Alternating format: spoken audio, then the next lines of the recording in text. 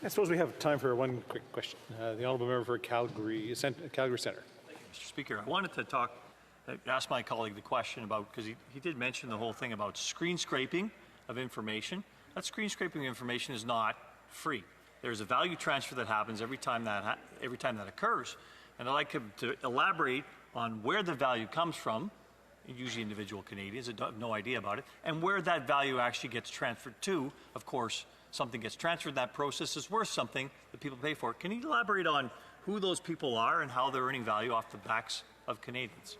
The Honourable Member for Bay of Quinte, very quickly. Thank you, Mr. Speaker. Thank you, my colleague, for the question. Data is valuable. Right now, we live in a economy that's based on a tangible, old-style economy, and also intangible economy, and that means data and intellectual property, and it's very valuable to corporations. It's valuable to advertisers. Dare say it's valuable to the government.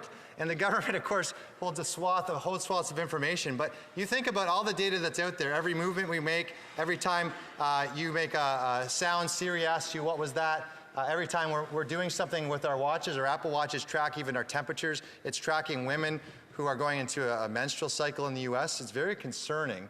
And that data is worth something to everyone. And so it's a balance. We look at, first of all, protecting the harms to people and companies or individuals, making sure we have fundamental human right for privacy protection, but also recognize that some companies need data for good. Like I mentioned earlier, some health, research, development, etc. So we want to balance that, and data is valuable. Let's make sure we do it right, do it together. Thank you, Mr. Speaker.